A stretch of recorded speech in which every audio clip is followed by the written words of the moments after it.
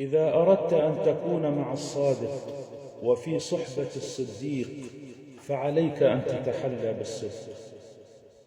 اسمع ماذا قال الله تبارك وتعالى: قال: يا أيها الذين آمنوا اتقوا الله وكونوا مع الصادقين. فهل هناك أصدق من رسول الله صلى الله عليه وسلم؟ لا والله. هل هناك أصدق في هذه الأمة من أبو بكر الصديق رضي الله عنه؟ لا والله.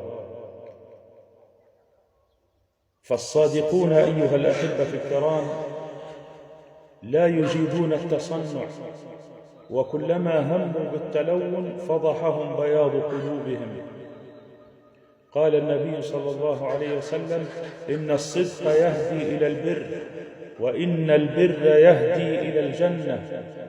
فأيها الصادق أبشر، فإن نهاية طريق الصدق جنة. وأيها الكاذب لقد خسئت وخسرت، فإن نهاية الكذب نار. وما حملك على الكذب إلا مرض أصاب قلبك فنطق به لسانك.